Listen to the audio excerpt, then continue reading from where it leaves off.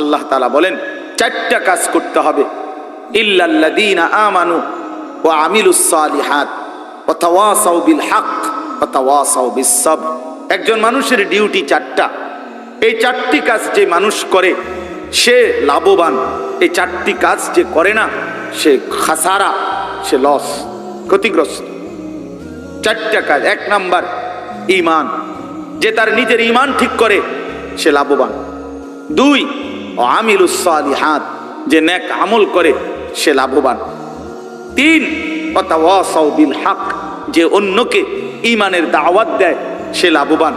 4 ওয়াতাওয়াসাউ বিস সাবর, যে অন্যকে নেক আমলের দাওয়াত দেয় সে লাভবান। এগুলোর আরো তাফসীর আছে, আমি সংক্ষেপে বললাম। আলহামদুলিল্লাহ, আজকের এই মাহফিলে এটা একটা ঐতিহাসিক ঐতিহ্যবাহী মাহফিল, জামিয়া হাসানিয়া মাদ্রাসা। আমরা সব সময় আমাদের নিজের মাদ্রাসা মনে করি, একান্তই ভাবে এই মাদ্রাসার সাথে আমাদের ঘনিষ্ঠ সম্পৃক্ততা আছে। আমার শায়েখ আল্লামা মুফতি মুশতাকুন নবী কাসেমি, আল্লামা মুফতি আরিফ বিন হাবিব সহ বড় বড় বুজুর্গ উলামায়ে কেরাম ইনশাআল্লাহ আজকের মাহফিলে আসবেন, বয়ান করবেন। আল্লাহ তাআলা আমাদের সকলকে সবগুলো বয়ান মনোযোগের সাথে শুনবার তৌফিক দান করেন। এই সূরাটি নাম হচ্ছে আসর, এখন আসরের পর, এই জন্যই এই সূরাটা পড়ছি। মূলত 3টা আয়াত। আল্লাহ পাক রব্বুল আলামিন প্রথম আয়াতের মধ্যে, ওই ছেলে মোবাইল নিয়ে কথা করবেন, আকাম করতে বসছেন, সাবধান। মোবাইল নিয়ে হাতে মোবাইল নিয়ে কেউ রেকর্ড করবেন, এমনি শুনেন। তো এই সূরাটার নাম হলো সূরায়ে আসর। আল্লাহ তাআলা এখানে প্রথম আয়াতে এই আসরের কসম করছেন, ওয়াল আসর। আল্লাহ তাআলা বলেন আমি কসম করছি আসরের। এটার 2 অর্থ। একটা হলো সাধারণভাবে মুতলাকান সময়ের কসম, আল্লাহ তাআলা সময়ের কসম করেছেন, তাহলে অর্থ হলো যে আমি আল্লাহ কসম করছি সময়ের। আরেকটা হলো সরাসরি যে আসরের ওয়াক্ত, নির্ধারিত যেই সময়টা আসর, এখনকার যে টাইম, এই সময়ের কসম। একটা হলো দিন রাত 24 ঘন্টার হায়াতের সবটা সময়, এইটার কসম। অথবা নির্ধারিত করে আসরের টাইমের কসম, উভয়টাই সময়ের কসম। তাহলে এখানে মহান আল্লাহ পাক রব্বুল আলামিন সময়ের কসম করেছেন, সময়ের কসম করেছেন। ওয়াল আসর। তাফসীরের মধ্যে আছে আল্লাহ তাআলা যেই জিনিসের কসম করে ওইটা দামি হয়, সম্মানিত হয়, ওইটা গুরুত্বপূর্ণ হয়। তাহলে বোঝা গেল যেহেতু আল্লাহ তাআলা সময়ের কসম করেছেন, ফুল সময় হোক অথবা আসরের সময় হোক, সময়ের কসম। এই হিসাবে সময় আমাদের জীবনের অত্যন্ত গুরুত্বপূর্ণ একটি বিষয়। মূলত একদম সংক্ষেপে বলতে গেলে আমাদের হায়াত এটাই আমাদের সময়, আমাদের সময় এটাই আমাদের হায়াত। জীবন মানেই সময়, সময় মানেই জীবন। একজন মানুষের জীবন মানেই সময়ের সমষ্টি, আর সময়টাই আমার জীবন। আমার বয়স এখন 43 বছর শেষ, 44 বছর শুরু হয়েছে আমার বয়স। তাইলে এখন আমার যে 43 বছর, মানে এই পরিমাণ ঘন্টা, মিনিট, সেকেন্ড, দিন, সপ্তাহ, মাস, বছর, এটারই সমষ্টি, এটারই কয় কি 43 বছর। তাহলে বোঝা গেল এই যে সময়ের এই সমষ্টি, এটাই আমার জীবন, এটাই আমার হায়াত। এই জন্য এক মানুষের জীবনে সময় মানে তার জীবনের গুরুত্ব যেটা, এটাই সময়ের গুরুত্ব। কেউ যদি বোঝে নিজের জীবনের গুরুত্ব, তো এটাই যেন সময়ের গুরুত্ব। কেউ যদি বোঝে সময়ের গুরুত্ব, তো এটাই জীবনের গুরুত্ব। এই জন্য সময়ের গুরুত্ব যে বোঝে না, সে হায়াতের গুরুত্বও বোঝে না। হায়াতের গুরুত্ব যে বোঝে, সে সময়ের গুরুত্বও বোঝে। কারণ আমার হায়াত আমার সময়, আমার সময় আমার হায়াত। যেমন সহজ কথা আপনারা বুঝবেন, যে কোনো মানুষ যখন মৃত্যুর সময় হয়, কাছাকাছি, অথবা মুমূর্ষ, অথবা মারাত্মক অসুস্থ, অথবা অনেক বয়স্ক, অথবা ভয়ানক অ্যাক্সিডেন্ট করছে, তো মানুষ কথার প্রসঙ্গে বলে যে আমার আর সময় নাই, দোয়া করেন ভাই আমার আর সময় নাই, আমার সময় নাই, এই তার মানে আমার আর হায়াত নাই, আমার আর হায়াত নাই, এটাই সে বলতে চাইছে, আমার আর সময় নাই। তাহলে বোঝা গেল মানুষ হায়াতের জায়গায় সময়টা শব্দটা ব্যবহার করে। এই জন্যই তো সে বলছে যে আমার আর সময় নাই, নাই তো সময় তো আছেই, ঘন্টা মিনিট সেকেন্ড কি চলে গেছিনি পৃথিবীর থেকে, তার মানে আমার হায়াত নাই, আমার জীবন নাই। এই জন্য একজন মানুষের জীবনে সময় অত্যন্ত গুরুত্বপূর্ণ। এটাকে যে ধরতে পারছে, এটাকে যে বুঝতে পারছে যে আমার এই ঘন্টা, আমার এই মিনিট, আমার এই সেকেন্ড, আমার এই রাত, আমার এই দিন, এটাই আমার জীবন, এটাই আমার জিন্দেগি, এর মধ্যেই আমি যা করব তা নিয়েই আমারে হাসরের ময়দানে দাঁড়াইতে হবে। আমি এই সময়গুলো দিয়েই আল্লাহ তাআলার মুখোমুখি হইতে হবে। কোনো রাত, কোনো দিন, কোনো ঘন্টা, কোনো মিনিট, কোনো সেকেন্ড আমি আমার জীবন থেকে আলাদা করতে পারবো না। এই সবটা সময়ের হিসাব মহান আল্লাহ পাক রব্বুল আলামিনের কাছে আমাকে দিতে হবে, আল্লাহ তাআলার কাছে আমাকে দিতে হবে। এই সময়গুলো, এই রাত বান্দা কি করেছ, দিন কি করেছ, সকাল কি করেছ, আল্লাহ তাআলা এইভাবে একেবারে বিন্দু বিন্দু, সেকেন্ড সেকেন্ড আল্লাহ তাআলা আমাদের কাছ থেকে জিজ্ঞেস করবেন। কোরআনুল কারীমের মধ্যে আছে সুম্মা লাতুসআলুন্না ইয়াওমাইদিন আনিন নাঈম, অবশ্যই তোমাদেরকে আমি আল্লাহ তাআলার দেওয়া প্রতিটি নিয়ামত সম্পর্কে কিয়ামতের দিন জিজ্ঞেস করা হবে। তাহলে যেহেতু আল্লাহ তাআলা জিজ্ঞেস করবেন, অতএব সময় একটি দামি নিয়ামত, আমার জীবনটাই তো একটা নিয়ামত, আমার বেঁচে থাকাটাই একটা নিয়ামত, তাইলে আমার সময়টাই একটা বড় নিয়ামত। এই জন্য আমরা সংক্ষেপ প্রথম কথা হলো, এই ছেলেরা আছো তোমরা কয়েকজন যারা বসছো, বাবা তোমাদেরও এটা বোঝা উচিত, তোমার হায়াত, তোমার সময়, তোমার রাত ফালতু না, তোমার দিন ফালতু না, তোমার এটাই তোমার জীবন। তুমি যে রাত পার করছো, এই রাত গেলেই তোমার বয়স একদিন বাড়ে। তুমি যে সপ্তাহ পার করছো, এই সপ্তাহ গেলেই তোমার হায়াত এক সপ্তাহ বাড়ে, এক সপ্তাহ বাড়ে। তাহলে এভাবে রাত গেলেই দিন বাড়ে, দিন গেলেই সপ্তাহ, মাস, বছর গেলেই তুমি 12 বছরের 13 বছরে পরিণত হও। 13 বছরের ছেলেটা 15 বছর হয়, 15 বছর 20 বছর হয়, 20 বছর 30 বছর হয়। তাহলে এই রাত গেলে, এই দিন গেলে, এই সময় পার হইলে, তাহলে এটাই তো আমার জীবন, এটাই তো জীবন। এই জন্য সময়কে ধারণ করা এটা জীবনের সবচেয়ে গুরুত্বপূর্ণ। একেবারে ছোট্টবেলা থেকে যারা অল্প স্কুলে পড়ুক আর মাদ্রাসায় পড়ুক, ওস্তাদদের, শিক্ষকদের জীবনে বাচ্চাকে যত উপদেশ দেয়, এর মধ্যে সবচেয়ে বড় উপদেশ অন্যতম সময়ের কদর কর, সময়ের কদর কর, সময়ের কদর কর, সময়ের কদর কর। এটাই মূল নসিহত। আমরাও তো ছেলেবেলায় পড়ালেখা করছি, তো ওস্তাদদের জবানে সারাটা জীবন শুনছি এটাই, সময়ের কদর করো, সময়ের কদর করো। স্কুলে পড়তে গিয়ে মুখস্থ করছি, মনে আছে প্রাইমারি স্কুলে, time and tide wait for none, সময় এবং নদীর স্রোত কারো জন্য অপেক্ষা করেন, অপেক্ষা করেন। আরবিতে আমরা পড়ছি আল ওয়াক্তু লা ইয়ানতাজিরু লি আহাদিন, সময় কারো জন্য অপেক্ষা করে না, সময় চলতেই থাকে। এক সেকেন্ড পৃথিবীর কোনো প্রেক্ষাপটে, পৃথিবীর যত বড় ভূমিকম্প হোক, একটি সেকেন্ড পৃথিবীতে থেমে যায় না। এ কি আশ্চর্য জীবন! পৃথিবীর কত কিছুই, কত উত্থান হয়, পতন হয়, কত কিছু স্থির হয়ে যায়, কিন্তু সময় স্থির হয়, এক সেকেন্ডের জন্য থামে না, সে চিরবহমান, সে চলতেই থাকে। এই জন্য আমরা যদি এই ছোট্ট কথাটা বুঝি বাবা, যে আমার সময়ের কদর করা উচিত। কোরআনুল কারীমের মধ্যে আছে, আল্লাহ তাআলা বলেন ইউকাল্লিবুল্লাহুল লাইলা ওয়ান নাহার, আল্লাহই রাত এবং দিন পরিবর্তন করেন। আল্লাহ তাআলা বলছে ইন্না ইদ্দাতাশ শুহুরি ইনদাল্লাহি 12 শাহরান আল্লাহ বলেন নিশ্চয়ই 12 মাস, এই যে বছরে 12টি মাস, এটা আমি আল্লাহ তাআলার নির্ধারণ করা। তাহলে 12 মাসের একটা বছর আল্লাহর নির্ধারণ করা, মাস আল্লাহর নির্ধারণ করা, সপ্তাহ আল্লাহর নির্ধারণ করা।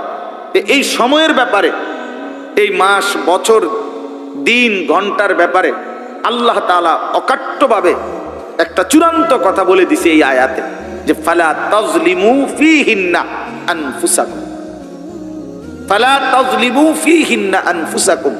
আল্লাহ বলে, বান্দা, আমার দেওয়া এই সময়গুলোতে, এই মাসগুলোতে, এই বছরগুলোতে তুমি নিজের উপরে জুলুম করো না, নিজের উপরে জুলুম করো না বান্দা।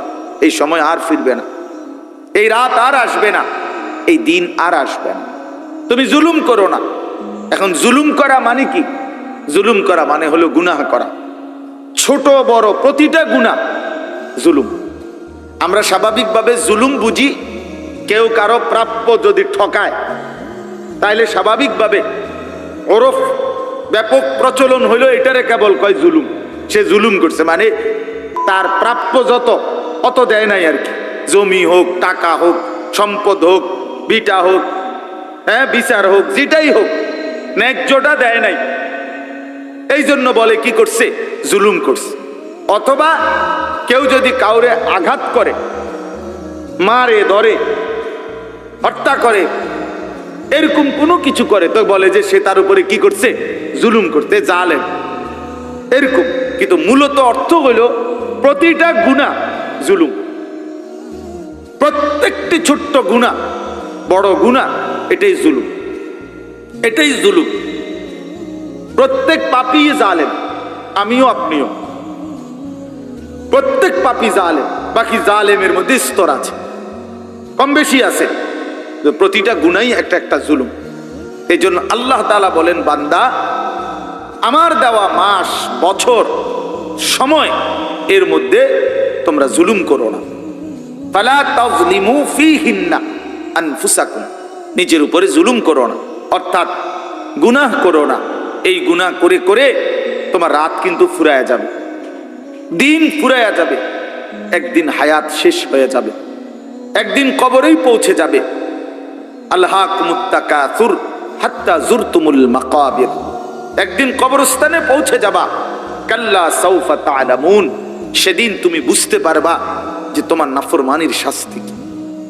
এই নারী, এই ছবি, এই নাচ, এই গান, এই অশ্লীল দৃশ্য, এই সুদ, এই ঘুষ, এই মিথ্যা, চুরি, ডাকাতি, এই জিনা, এই ব্যভিচার, এই অসভ্যতা, এই নোংরামি, এক ওয়াক্ত নামাজ না পড়া, সেজদা না দেওয়া, আল্লাহ পাকের গোলামি না করা, এই অসভ্য নাফরমানির পরিণতি কি? আল্লাহ বলে, বান্দা, কবরে আসতেই হবে, আমি তখন তোমাকে বুঝাবো, আমি বুঝাবো বান্দা আমার নাফরমানির শাস্তি কি। আসতেই হবে তোমাকে কবরে। এটা এমন অনিবার্য বাস্তবতা যে পৃথিবীর কোনো বুদ্ধিমান কিংবা বেওকুফ কেউই কবর থেকে আড়াল হইতে পারে। পৃথিবীতে কেউ যদি জিতেও যায় তাহলেও সে কবরে আসবে, কেউ হেরেও যায় সেও কবরে আসবে। পৃথিবীর সবচেয়ে চালাক মানুষটাকেও কবরে চলে আসতে হবে, পৃথিবীর সবচেয়ে বেওকুফটাকেও কবরে পৌঁছতে হবে। এখানে চালাক বেওকুফ বরাবর, এখানে ধনী গরিব বরাবর, এখানে সুস্থ অসুস্থ বরাবর। জীবনে যার কোনো রোগ নাই সেও মরে যাবে, জীবনে যার রোগে রোগে রোগাক্রান্ত সেও কি মরে যাবে। মৃত্যুকে আড়াল করার, অস্বীকার করার, কবরকে আড়াল করার কোনো সুযোগ নাই বাপ। অতএব আল্লাহ এটা বলছে, বান্দা আসবা কিন্তু, হাত্তা জুরতুমুল মাকাবির, কবরে আসতে হবে তোমাকে। আর সেদিন আমি তোমাকে জানাবো, বুঝাবো এই প্রতিদিন, ঘন্টা, রাত, সেকেন্ডের, আমার দেওয়া প্রতিটা মুহূর্তের নাফরমানির পরিণতি কি, নাফরমানির পরিণতি কি। এইখানে মনে করো তোমরা যে কয়েকজন ছেলে ছুটে আসছো, এখন তোমরা অনেকে আসরের নামাজ পড়ো নাই, এখানেও আছো কেন বাবা?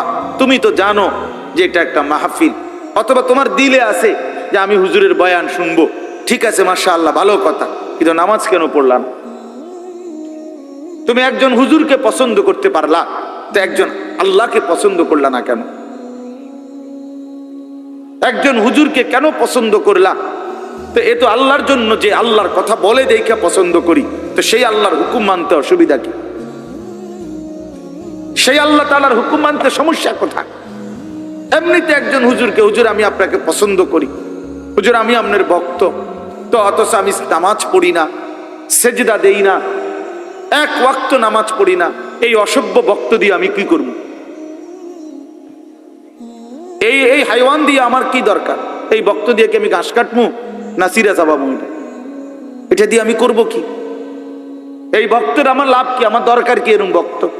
আমি কি এর নির্বাচনে খারাপ মনে যে আমার ভক্ত কয়জন হয়েছে?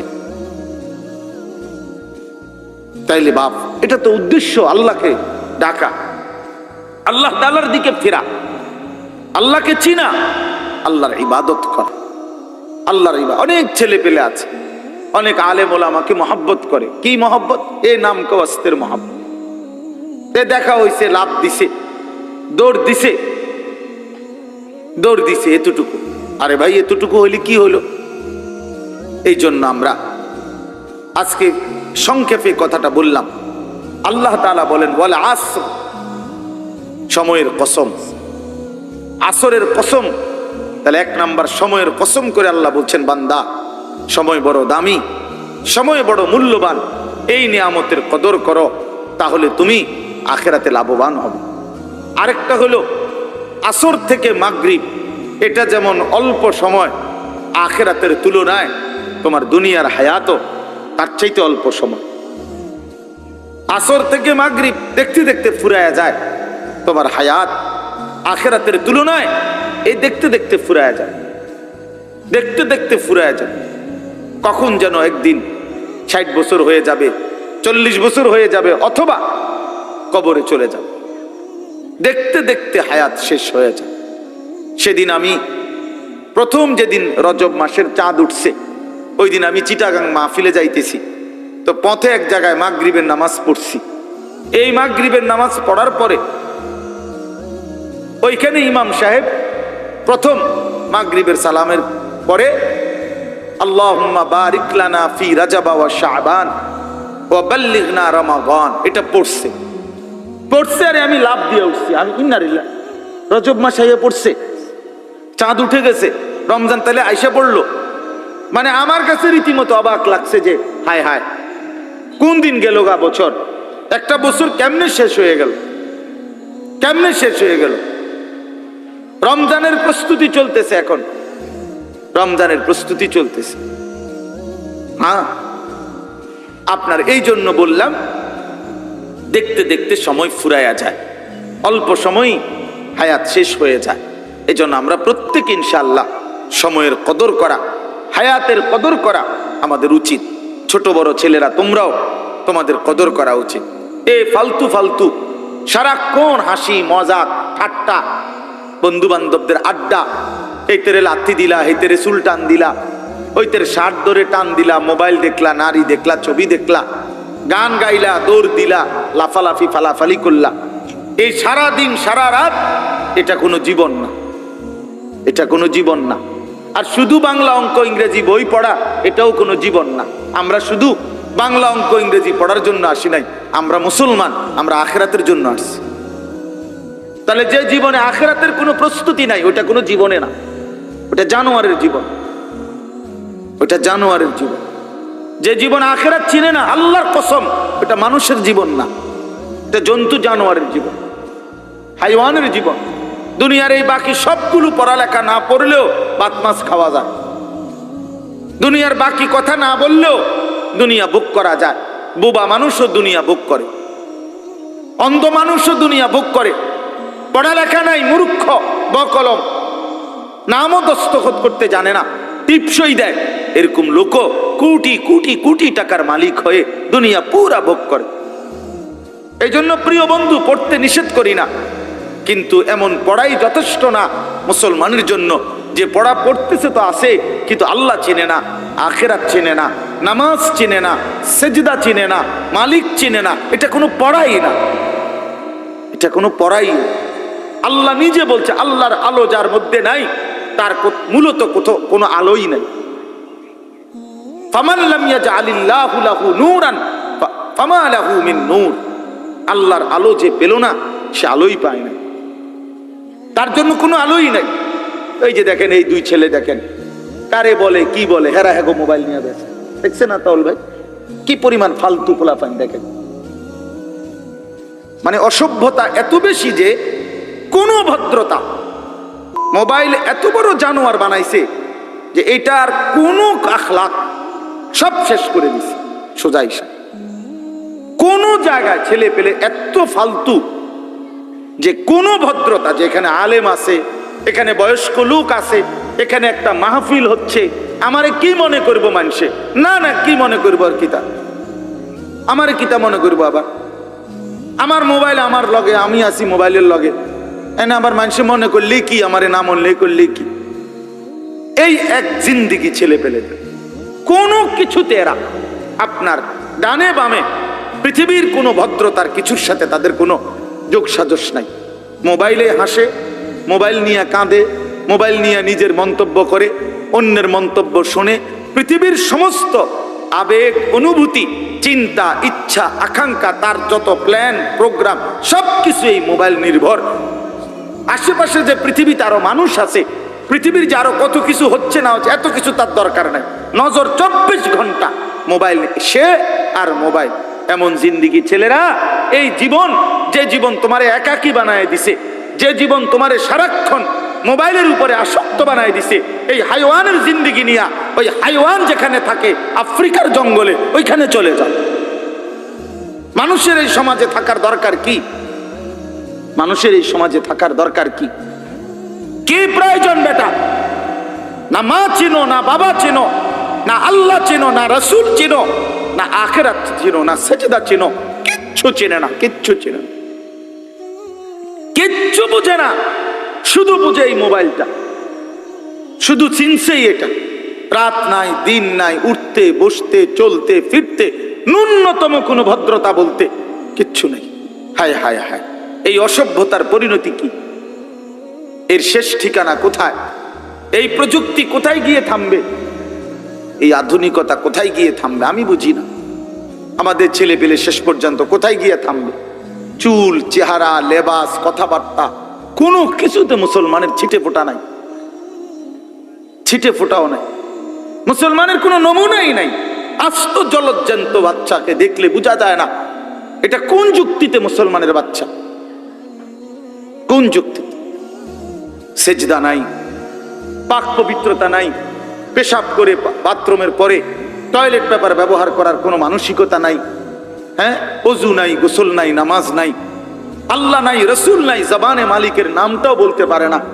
এত বড় হাইওয়ান, এটা মুসলমান কি আবার?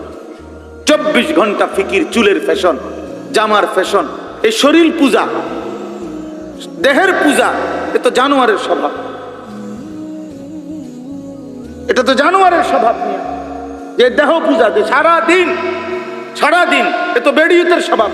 সারাদিন পাউডার, ফেয়ার অ্যান্ড লাভলি, কেরুম লাগে আরেক রকম, আরেক ভাবে। এই তো সারাক্ষণ ব্যক্তি পূজা, দেহের পূজা, শরীরের এই জৌলুস নিয়া, শরীর নিয়া সারাক্ষণ ব্যস্ত থাকা। এ তো মুসলমান ইমানদারের পরিচয় না বাবা। নিজেকে তো চেনা উচিত, নিজেকে তো বোঝা উচিত, এতটুকু তো ফিকির করা উচিত। আহা, আমি আসলাম কেন? কে আমাকে পাঠাইলো? কেন পাঠাইলো? এই পৃথিবীতে আমি কেন আসলাম? 24 ঘন্টায় বুঝি একটাবারও মনে পড়বে না